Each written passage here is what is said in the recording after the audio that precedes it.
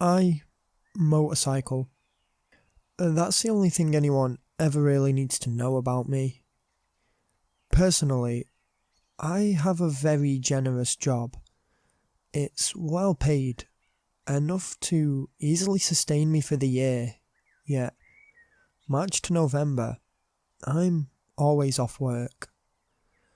So I travel the states, down highways on my bike.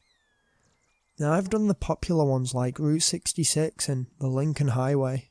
This one year, a few years back, I was heading from New York to Texas using a variety of routes and roads. I was nearing the end of this Goliath journey and was on US Highway 271. I say Goliath as I have covered more distance, but the changing of roads makes it more hassle and draining in my opinion. So I'm travelling down this relatively short tri-state route, clocking in at just over 600 miles, and I decided to ride through the night and rest in the morning. I was probably 200 or so miles in and the landscape was pretty barren and isolated. I just kept my head down and enjoyed the road, but it was beginning to make me feel weird, almost dizzy. I wasn't tired as, although it was night, I'd only been up for 4 hours. My mind was just becoming a little bit numb to the repetition of the road. For safety, I reduced my speed and was enjoying the scenery and taking it all in. It was pitch black, but my headlights helped illuminate and my eyes had adjusted to the brightness. This tranquility lasted only a few minutes before the searing burn of headlights spilled over my shoulder and down the road in front of me. I wobbled a bit, but that was because of the shock at this moron putting his headlights and high beams on so bright. I turned to look and was met with the powerful lights head on. I turned back and flashed my lights off and on a couple of times to try and communicate to this guy that his beams were too bright. It was at this point I realised that I'd either made the driver angry, or they had ulterior motives from the start. The vehicle began revving and I could hear the driver closing in on me and see the light becoming stronger. I accelerated, checking my wing mirror periodically. Then the sound of the engine cut out and the lights went dark. I saw the vehicle was a cherry red pickup, but didn't stick around to find anything more out. I stopped off at a motel for the night and sat in the bar drinking a couple of beers and a couple of sodas as I couldn't sleep. Before I knew it, it was dawn and I decided to set off again. I went into the lot to get on my motorcycle when I noticed a large, cherry red pickup with big high beams. My stomach sank as a pickup honked its horn. I immediately returned into the building and asked the barmaid to call the cops. She did, and I waited for half an hour as this guy sat in the truck, the tinted windows preventing me from seeing his identity.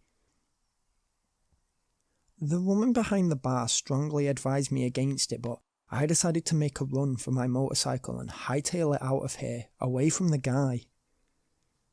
This is where things got serious. I ran out as fast as I could, sprinting through the dusty lot in the cool, early morning air. Then, through the silence, echoing throughout the land was a loud bang.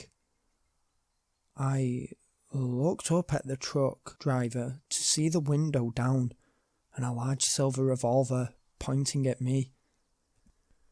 In a panic, like a headless chicken, I turned and bolted it back to the safety of the motel, knowing I'd be killed by this maniac if I ran for my motorcycle.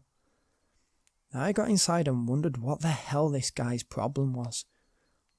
This crazy guy had unleashed hell on me and I was unaware as to why. There were 5 people in the bar, including staff, all sheltered under tables in a situation that was beginning to take the shape of a hostage situation. One man's wife was howling with tears and I felt like I was to blame. It was another 40 minutes till the police arrived, in which a series of psychologically scarring events occurred.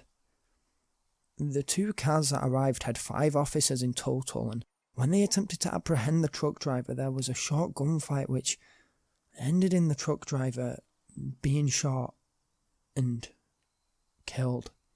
I was informed that a vehicle matching the description of the truck has been involved in 7 hit and runs over the last 4 years. I don't want to disclose any more information regarding the case. I honestly don't know where the law stands on revealing the information, but the driver seemed like a seriously twisted human being. I cut the trip short and went home to spend time with my family. The situation messed with me for a short while, and I still occasionally entertain my shrink with bad memories. But I always try to think, I did nothing wrong. I was the victim of this deranged man's wrongdoings.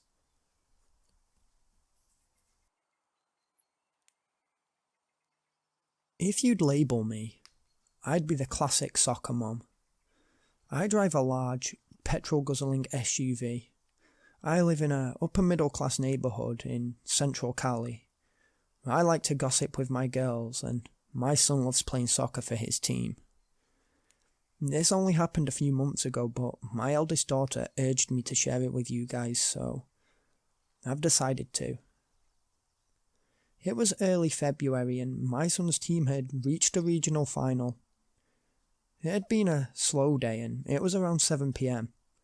It was raining, and the match overall was pretty dull. I sat in a chair I had brought underneath an umbrella with a hot chocolate in my hands, cheering my son every so often. It got to half-time, and I decided I was hungry, and so went to the burger van about a 3-minute walk from the pitch. This was when I met Phil. He was a balding man, late 40s, who stood behind me in the queue. He introduced himself out of the blue with the line, "Howdy, ma'am. Whose side are you on?" with a distinctly southern accent. I told him which team and said because my son plays for them. He chuckled lightheartedly and said he was rooting for the other team as his son played for them. I laughed myself and turned away to order my food when he grabbed me by the shoulder and turned me back. He had a more sinister look now as he got close into my face and said, "Well, why don't I pay for you?" This was creepy as hell, but I kept my cool and politely declined. He seemed disgruntled and murmured something under his breath, but I ignored him and ordered my food. I walked back to my chair. It's also worth noting, I was sat next to some of my other friends when one of them tapped me on the shoulders and whispered if I knew that man and pointed behind me. I looked, and to my horror, it was the guy from the queue. He was stood about 3 yards from me. I looked at my friend and said he was hassling me in the queue. She said he had been stood staring at me for roughly 10 minutes. Now I was freaking out and kept my eyes on the game, trying to ignore this creep. With about 10 minutes left of the game, in front of all my friends, he came up behind me and whispered in my ear, "Now don't be so shy, girl," and walked off. I was in tears as he left the park the match was being played at. At the end of the match, I watched in horror as the other team's players went to their parents and he wasn't there. At all. Worse was to come when I stood up from my chair and saw a napkin. Thinking nothing of it, I was going to throw it away when I saw a pen on it. I unravelled it to reveal a terrifying note. It said, "See you round, good looking."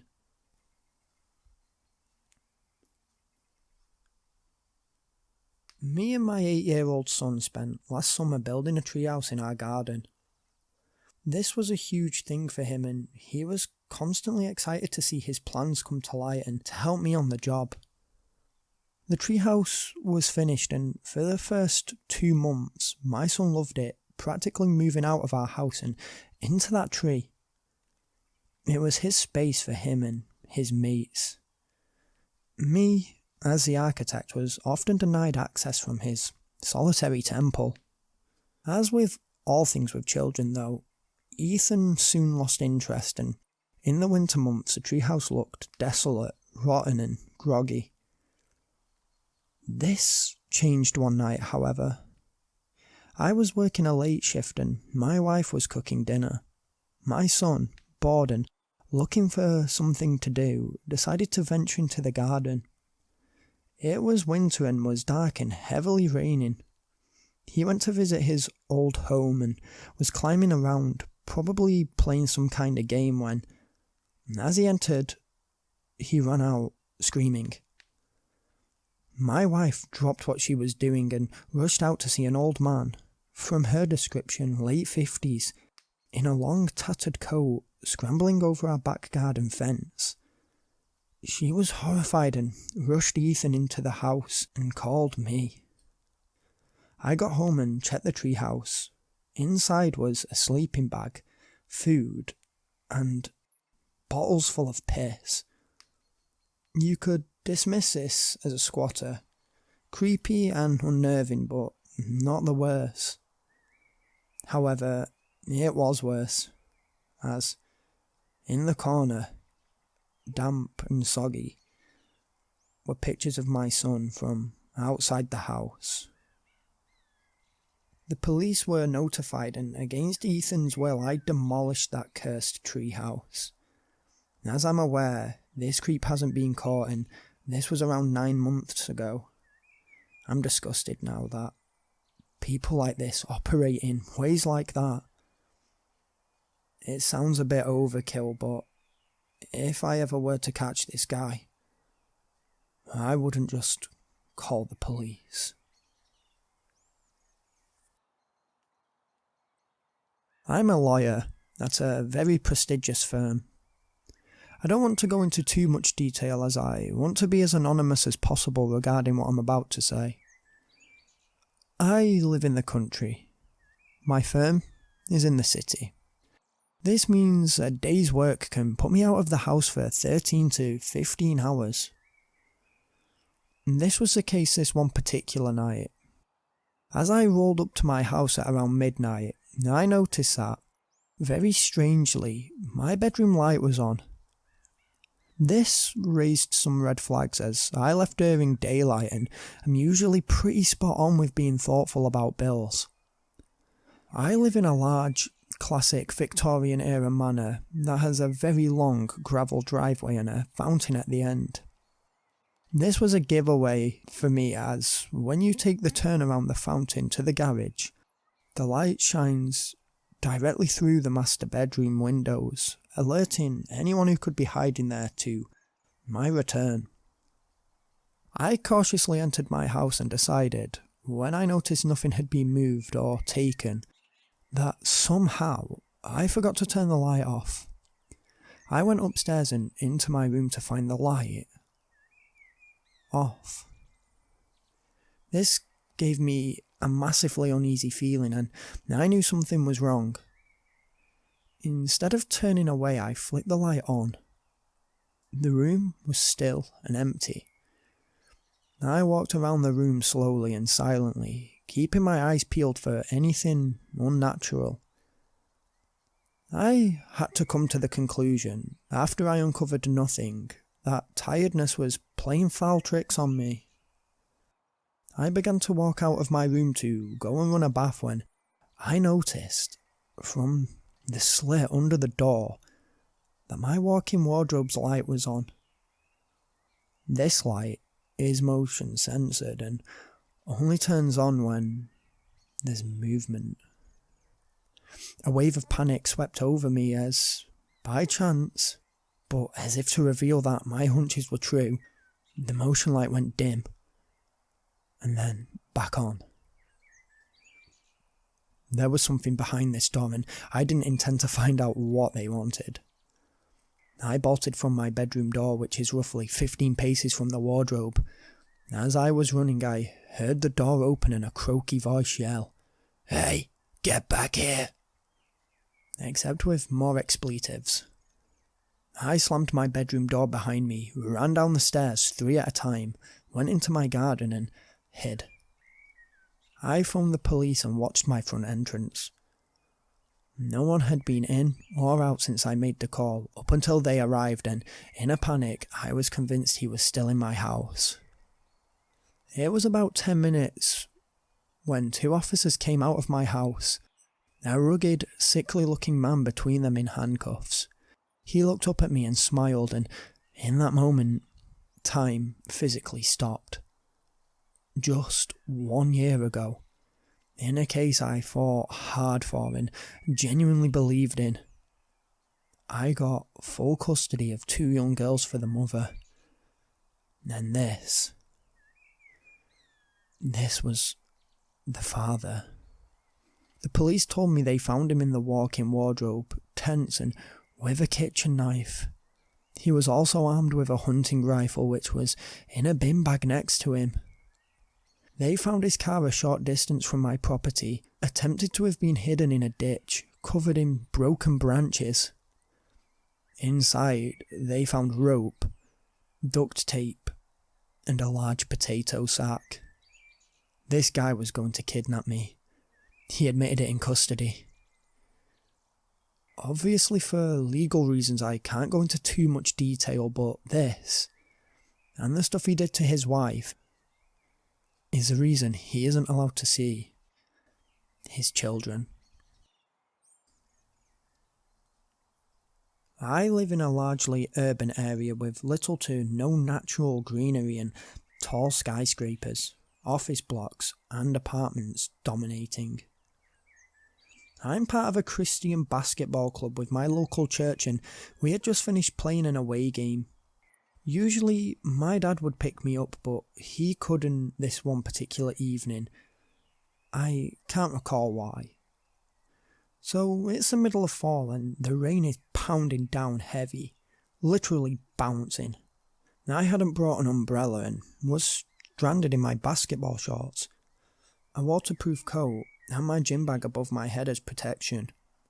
It was pitch black, and despite being in the heart of the financial district of my city, walking between 2 huge skyscrapers, the streets were largely deserted, probably due to the horrific weather.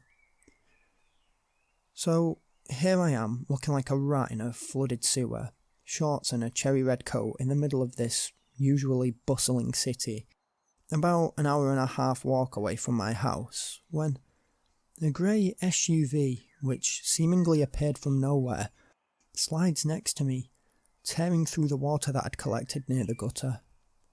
The tinted windows slid down and a man, seeming to intentionally hide his face and smoking a cigarette, said, "Hey, I know your dad. Want a lift home?" This guy was the definition of shady. He matched the description of the classic creep you get taught about in middle school. I told him I was fine walking, to which he creepily responded with, "It's nice and warm in here."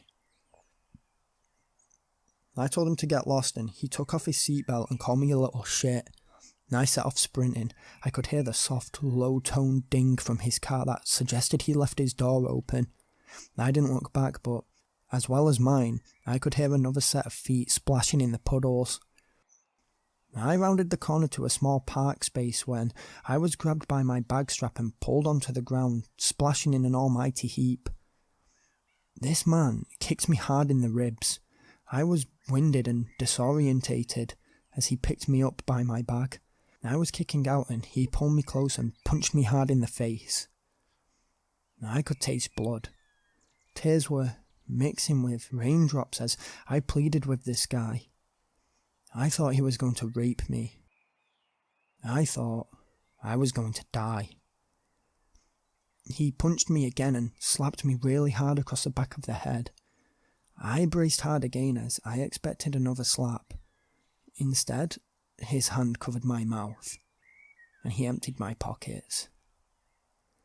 He spat on me and called me a stupid fucking whore and walked off. I wiped the tears and rain from my eyes, and his casual nature perplexed me. Then I went dizzy and blacked out. I woke up jumpy as a man put a jacket round me. He asked me my name, but I couldn't respond. He told a person I couldn't see to tell the ambulance to hurry. An ambulance arrived and I was taken to hospital. My dad came and we hugged and I again cried. He promised he'd never let me walk home again. They never caught the guy, and I'd like to say I'd seen him since and got his car registration, but no such luck. I was hospitalised for a few days, but miraculously had no broken bones, and I'm still alive and kicking.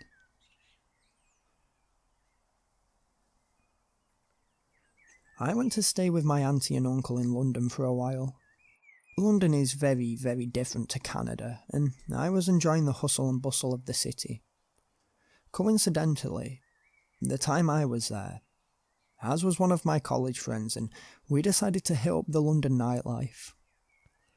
We met at a popular-looking club in a nice part of the city and both enjoyed our night. Being two exotic males, girls took a real interest in us. After partying hard and exchanging Facebook details, we set off back to our own accommodations, both heavily drunk. Travelling alone whilst drunk as fuck is not such a great idea, and I jumped into an unlicensed minicab and told him the address I wanted, and he took off. As I say, I was drunk, but this guy seemed very edgy, not keeping his eyes on the road, constantly checking the wing mirrors and looking at me. I knew something was wrong, as it only took 20 minutes to get here and we'd been driving now for 40. I asked him what was going on, not wanting to be scammed. The guy just murmured, "Nearly there." He was fat, bald, and had a very thick African accent which sounded very dominating and controlling. He turned onto an old industrial estate and said, "Wait here." I pulled out my phone to call my auntie when the door opened and he dragged me out of the car and bound my arms. What the fuck was going on? I was freaking out and was sobering up massively. His phone rang and he began speaking another language, glaring at me. Their car turned up 10 minutes later and the cab driver got in the back whilst another guy got out and stood next to me, telling me I wasn't going home. This made my stomach churn. Was I being sold into slavery? Or just kidnapped? Either way, I knew this was bad. I had to do something, and this was my chance. I waited for the right moment, sweating heavy.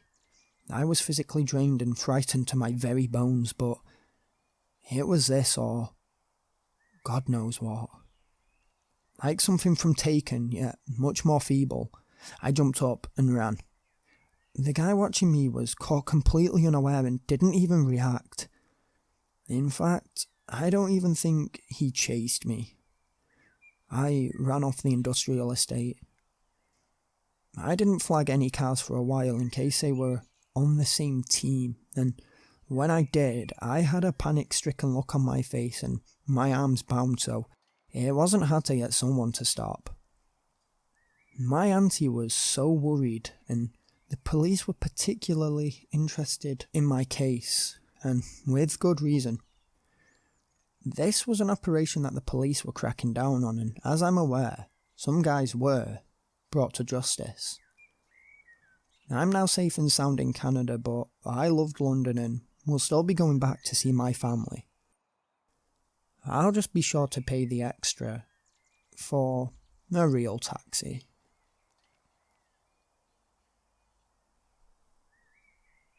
I first want to start off by saying that I'm a 23-year-old male who is in my last year of university and I work as a junior journalist for a small weekly newspaper.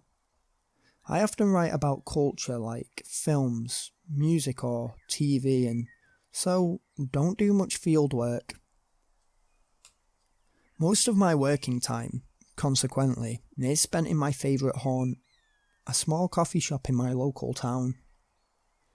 Last summer, I was sat sipping some kind of iced tea, writing an article about a new art exhibition at the local gallery when I noticed, from my window seat, out of the corner of my eye, a girl.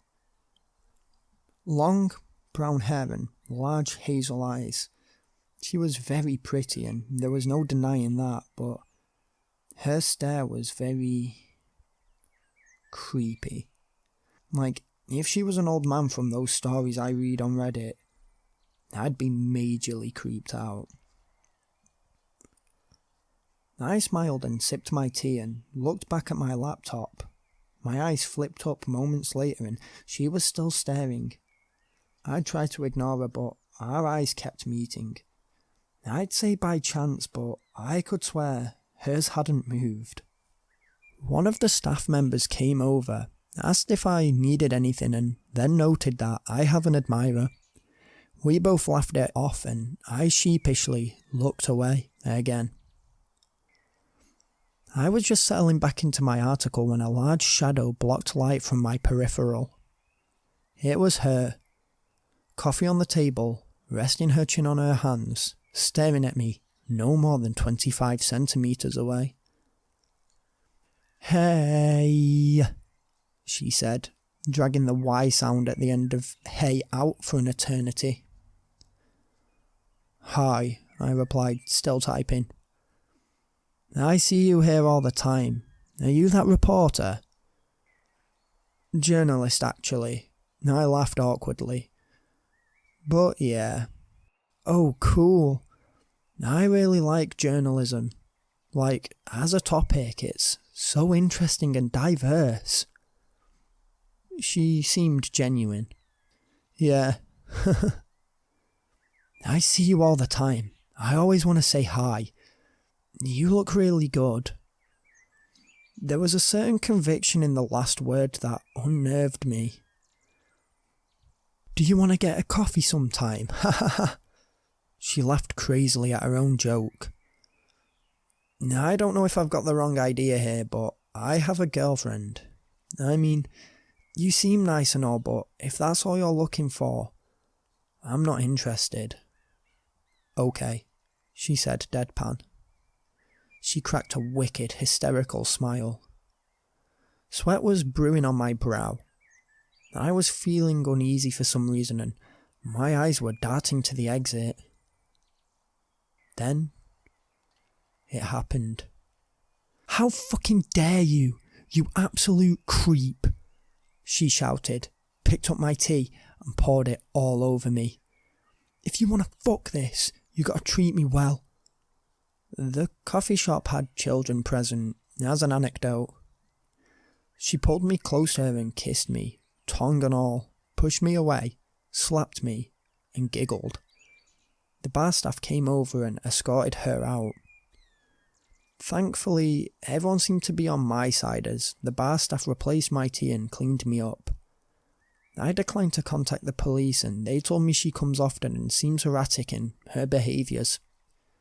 I was sat there till dark, typing away when she returned.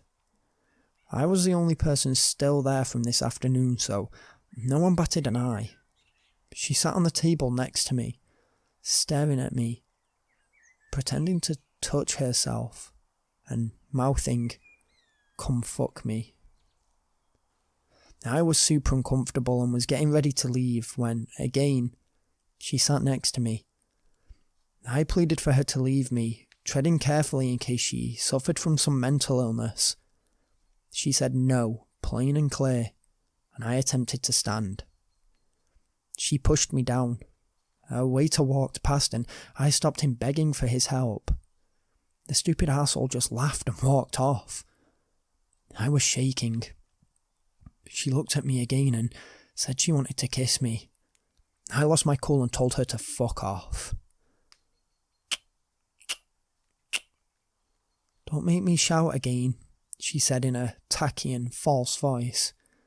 I closed my laptop and walked hastily out, hearing her scream very loudly, "Don't fucking walk away from me!" I still sometimes see her in the shop, and it makes me very uncomfortable. especially when our eyes meet and she cracks that deranged smile.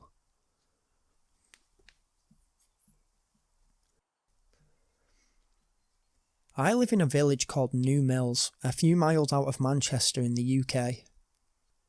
I live with my mum and two sisters who are both in their late 20s. One is at university, the other works at a local pet shop. By the way, I'm a girl. It was a couple of months ago when this first came into our lives. Me and my mum decided, on a whim, to go to Buxton. A place further in the hills, yet not too far. Buxton is a large town, village kind of place that has a small shopping plaza and a slew of independent stores and historical buildings. We happened across a very cool vintage furniture shop that's still there to this day. We saw this nice storage unit and both instantly fell in love with it. Apparently, it was antique and was very hard and old. At least 8 feet tall with shelves and cupboards, metal decorations at the end of the shelves and fairies carved into the sides as little decorations. We had it delivered the following week and it looked gorgeous in the living room of our cottage. This aesthetic was short-lived though. It began about a month after getting the unit. We would all be sleeping and awake to a quiet tapping. We would go down to investigate and find nothing. It wasn't long until we realised, after catching it red-handed, that it was a unit. It was as if this made the unit angry as the tapping only occurred more frequently and violently. Things came to a violent head when, one night in late April, we all awoke to some very vicious thuds, as if someone was pounding heavy on the front door. We crept downstairs and noticed it was coming directly from the cabinet. We all went over and it looked as if it were vibrating. Then, by its own accord, it raised from the floor, crashed back down and shook violently for a few seconds. The next day we spoke to a priest who in turn blessed it. But it didn't stop. We ended up selling it on the second-hand market, warning the owner of what my family agreed seemed to be a malevolent force. One word of advice. This unit is one of a kind. If you see a unit for sale with fairies carved into the side, don't buy it. Stay away from it.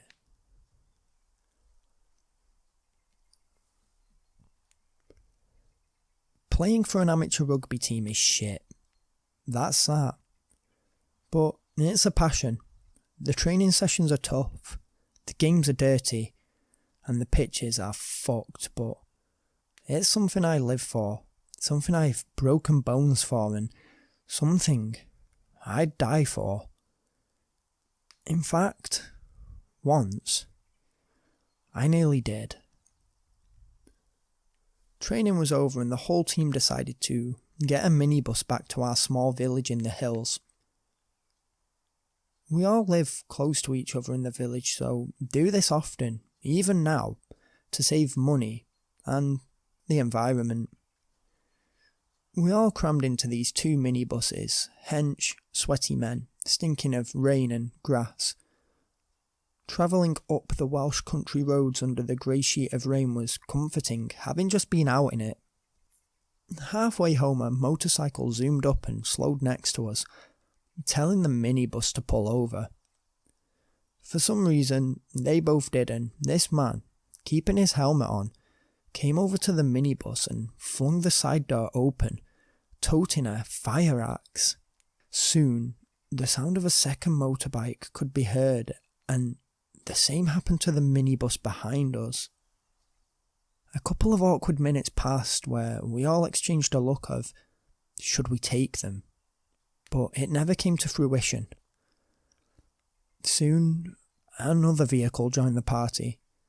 A smart-looking black Audi with tinted windows.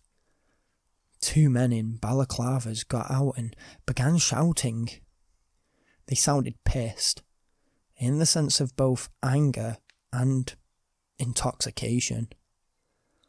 One of them, he started smashing the bus with a crowbar, shouting, "Empty your fucking bags," and wobbling on the spot. Things got serious when one of them pulled a pistol and began firing wildly in the air and even putting a window through. We all took cover and the driver kicked into Terminator mode, going off-road and around the Audi and speeding off. The other reversing and getting off the other way. Bullets were ricocheting off the minibus from this guy behind us, and we got back to the village, shitting it, wondering if our mates were okay. We sat tense.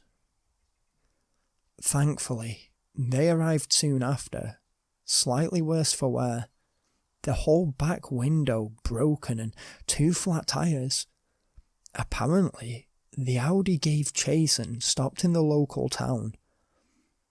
The guys were never caught, and police were torn between organised job gone wrong, mistaken identity, or just coked up criminals. This made it to our regional news, and it's my personal claim to fame. When I was 20, I had a part-time job in a large department store to help give me some money whilst at university. I was usually on the shop floor of a women's clothing department, but on this one occasion, I had been put in the changing rooms on the women's department due to them being short-staffed. It was a relatively quiet Saturday morning and I was new to the whole system of the changing rooms. Therefore, I was quite nervous. It's at this time I should point out that I was given a quick briefing on the rules of the changing rooms, such as a maximum amount of items being allowed in per person at a time and how to organise clothes after they have been tried on. The main rule that was stressed to me was that only women were allowed in these changing rooms, and men would have to use changing rooms in the men's department or have to wait outside if they were with someone. So, I had been on the front for about an hour and a half when one of my friends, let's call her Emma, from college, came up to the desk. We hadn't seen each other since college, so we had a quick catch-up and a laugh before I checked her into one of the fitting rooms and left her to try on her clothes. Now at this point, I was on my own in the fitting rooms as all of the staff were occupied doing other things. I know, really bad leaving a newbie in the fitting rooms alone, but like I said before, it was a really quiet Saturday morning and they were short-staffed, and Emma was the only person using the fitting rooms. I went back to the front desk when some guy tried to walk straight past me into the fitting rooms. Excuse me? Sorry, this is the women's changing rooms. If you want to try something on, you need to use the men's fitting rooms downstairs. Sorry again. This guy didn't even pause or look at me, so I stood in front of his path and said again, "Sorry, you can't go in there. This is a women's changing rooms." That's when I got a good look at the guy. He was in his mid-30s, about 6 feet, and really, really scary looking. He had unkempt facial hair and dark bags under his eyes. He was wearing a hood that covered his face.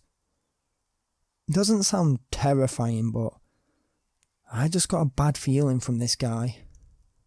He just stared at me with this angry expression on his face, so I just stood there, muttering, "Yeah, sorry, this is the women's changing room. You can't go in there.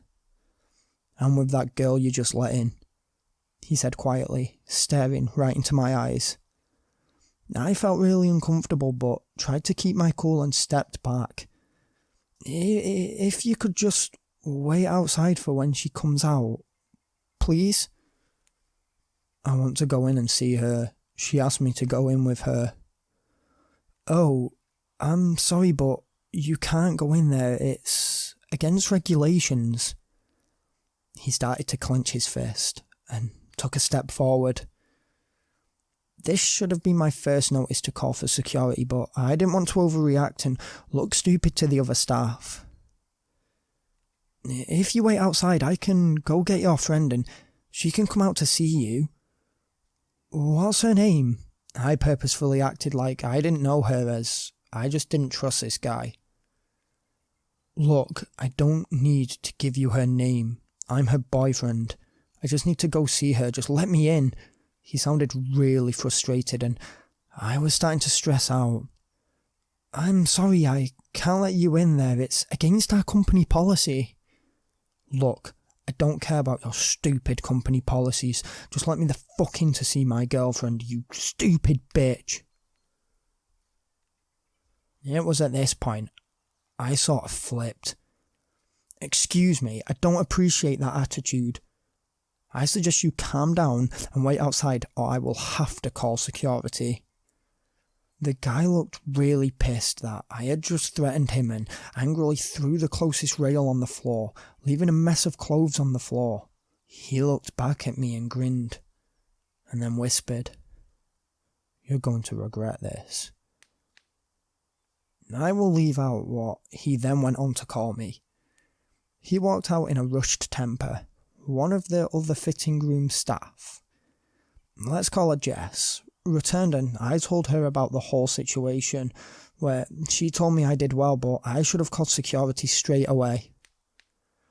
About 5 minutes later, Emma came out of the fitting rooms and I apologised about her boyfriend having to wait outside. Emma laughed. "You're funny. I wish I had a boyfriend." I looked at her blankly and so did Jess. That's when Emma's face dropped. "Wait, you are just joking, aren't you? Please tell me you're joking. What did he look like?" I went on to tell her what he looked like and exactly what went down with this guy claiming to be her boyfriend. Emma looked as pale as a ghost and started to cry. She went on to tell me how this guy had been stalking her for close to a year and kept following her around, sending her creepy notes and trying to break into her flat on multiple occasions. I told Jess to get security to look out for this guy and phone the police whilst I comforted Emma. Thankfully, the guy was still in the department store waiting at the exit and was arrested. I kept in touch with Emma and she told me how this guy had been charged with several accounts of sexual assault and stalking with different girls. She got a restraining order against him and last I heard, he had been put in prison, so thankfully, this freak won't be able to hurt Emma and hopefully no one else. When I think back on it now, I'm so glad I stood my ground and didn't let him go into the changing rooms with Emma in there. God knows what that creep could have done. I like to think that, because of me, I've helped a lot of girls get their justice against this guy and I've helped protect people from being harmed by him in the future. So this is a bonus story I decided to add as it's kind of like fringe as to whether it's true or not. I'm not entirely sure, so I thought I'd add it here rather than putting it up as a true story when I potentially am not sure as to whether this is true or not. I recently moved into a large Victorian-era house with large French windows, very elegant and very ornate. This began happening about a year ago and it is still happening now, and I have no idea of how to deal with it. It started small, the carpet wet or muddy when I awoke. Sometimes little things like my watch or clock on the bedside table were on the floor. I never thought anything of it, neither this way nor that way, and just got on with it. Then it began to escalate. I'd wake up to hear heavy thuds in the night, hear disembodied footsteps and catch sights of shadows with no caster. I began to think my house was haunted and had it blessed. I never had any negative feelings, but I just wanted to check and be in the clear. It didn't stop though. I'd wake up in the middle of the night to hear the wind howling through the French windows. I'd turn to see them wide open. I began to be scared and paranoid in my house, and people began to comment that I was looking sickly. Great. I began investigating myself, like on the TV shows. Alas, to no avail. By all means, my house wasn't haunted. So what was going on? Obviously, I checked the windows. They were firm and wouldn't budge, but it would still continue. The windows wide open, the cold air on my face, most nights. It got so much worse recently. About a fortnight ago, I found 3 blood drops on my pillow. I looked. No idea where they came from. I considered moving at this point, but couldn't support this decision financially, and I didn't want to be bullied out of my home by something that may very well not even exist. However, this happened only a week ago. I was sleeping when I felt a prick on my neck. I woke to see a man. I couldn't make out any details as it was too dark. He was wearing all black, skin-tight clothes and had very dark hair that looked black in the darkness of my room. I stifled a gasp, looking intently, wincing to make it appear I was asleep. He walked over to the French windows that were open and jumped out. He appeared to float down and I couldn't hear him land. Nor were there any marks up and down the side of my house or in the grass below my window. The same happened the very next night. I woke to see this guy buried in my neck. I felt a weird feeling, like a needle in my neck for a blood test. And the gurgle this thing was making almost made me sick on the spot. But I stomached it as I wanted to see how this played out. The creature, the only thing I can think to call it, seemed to realise I was awake and moved away and, same as the night before, lightly left my room. The next morning, I checked my neck and there was no marks. I have no history of sleep paralysis either, and the windows were definitely open. I saw that in daylight whilst awake. Perhaps this and the paranoia caused a bout of sleep paralysis, and this is a twisted creature my mind made. I hope so, because the reality could be so much scarier. I mean, I don't believe in vampires and this is beyond me, but it points to these classic, and I want to mention fictional, monsters. But I can't bring myself to buy it. Can I? I'm scared and I've not contacted the police in case they think I'm crazy. Any help or theories would be much appreciated. Hey guys, James here. So that was 10 true scary stories that were more in the realms of real dangers rather than paranormal. As I said, there was a couple of like paranormal stories in there, and that last story is an added bonus because I couldn't resist narrating it. It really creeped me out, like the thought of it. I mean, maybe there are monsters and things out there, like vampires, but that story I'm not too sure. The other 10 stories were fantastic, really scary, and I'm being swayed over to real horrors more and more at the moment. I mean, the thought that that could genuinely happen to just anyone walking on the streets is truly frightening. So, don't forget to like this video as a thank you for 400 subscribers. Thank you, 300 subscribers. I'm sorry. There isn't going to be one for 400 subscribers, but I am preparing one for if I do get 500 subscribers. And as a preview, it's going to be stories written by me, 7 of them. So, as I say, don't forget to like this video. Don't forget to comment any ideas you have. And don't forget to subscribe for more. I do have a couple of collaborations in the works.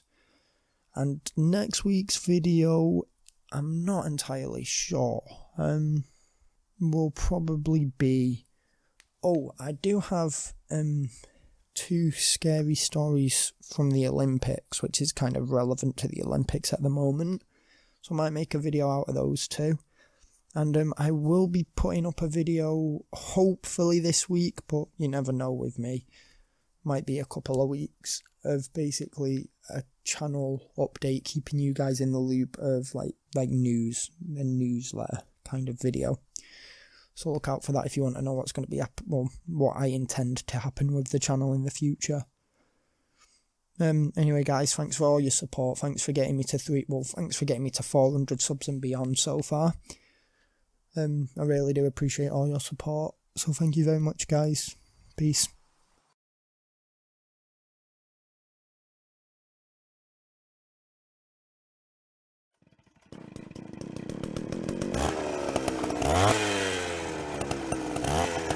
Huh?